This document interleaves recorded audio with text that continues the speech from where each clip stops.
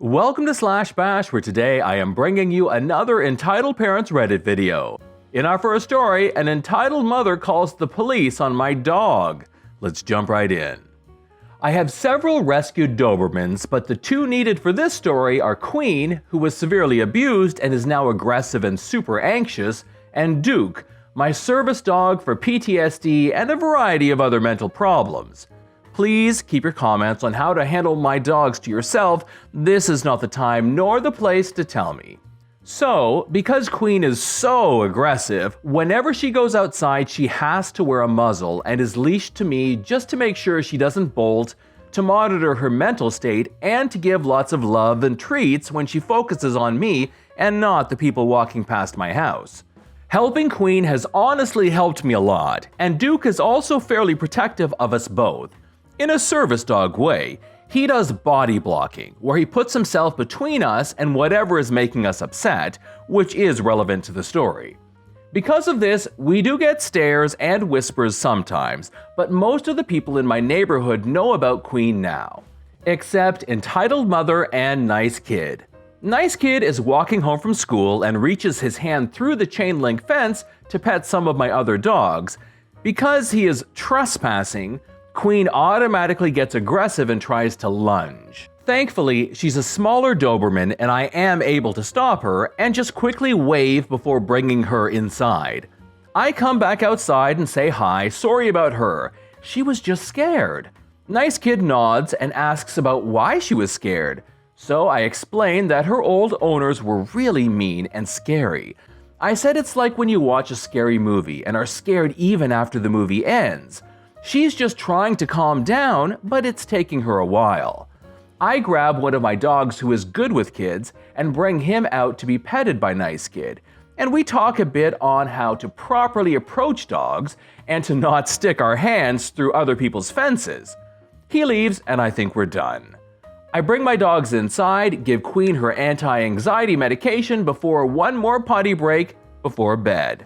While I'm outside, Nice Kid is standing a bit away while a woman, Entitled Mother, is leaning against my fence and calling out, "Hey, hey you!" Because Queen was doing pretty good and seemed fairly unbothered, I walked closer, but left several feet between me and the fence, before giving a treat to Queen and asking what she needed. This conversation is paraphrased since it happened a while ago.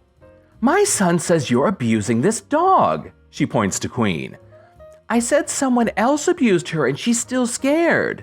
Entitled Mother just waved her hand at Nice Kid and continued, "You need to give her to me and the rest of your dogs before I call the police on you for animal abuse."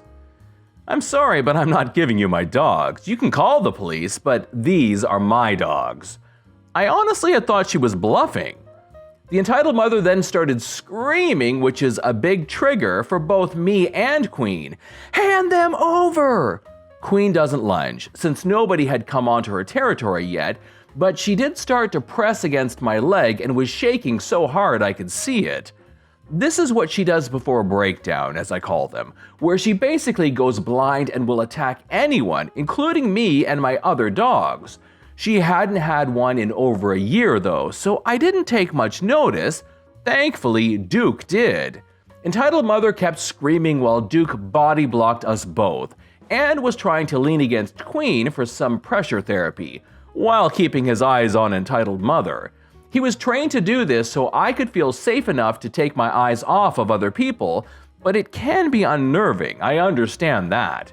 Entitled Mother apparently thought this was an attack stance. Duke is my biggest boy, and if you don't know what an attack stance truly is, it can sometimes look like a dog just standing tall is in ready to attack mode. Entitled Mother whipped out her phone and called 911, saying something along the lines of an aggressive dog was attacking her and her son. I sent my dogs, who actually listen, inside while I stayed put, too afraid that Entitled Mother would climb my fence. But I put some distance between me and the fence and brought Queen with me. Queen was still heavily shaking, and when I crouched down and tried to pet her to calm her down, she snapped at me. I stumbled back, landed on my butt, and Queen had her hackles raised, looking blankly ahead. I tried to talk to her calmly and softly, but entitled mother is still screaming now about how I am being attacked and to hurry. The rest was a mess. The police arrived and I basically had to cover Queen while she struggled and smashed her muzzle into me trying to bite me to make sure they wouldn't do anything, while I also cried, which freaked Duke out as he ran around us in circles trying to figure out what to do. Eventually, the police told me to bring my dogs inside and to come out and talk. Duke refused to leave my side, so I put his harness on and brought his papers for proof just in case. I bring them everywhere, to be honest, and we both went outside. I was able to produce Queen's papers and even called my vet for proof that she is a scared dog, not an aggressive dog, and my vet even explained some of her treatment plan to them all. By the end of it, myself, Queen, and I'm pretty sure Duke as well, not to mention my other dogs, were all so emotionally drained, we just went to bed and I called in late to work for the next day. Several of my neighbors have told me that they gave their own statements to the police about my dogs and Queen specifically, and thankfully we have a few security cameras that can sort of view my yard.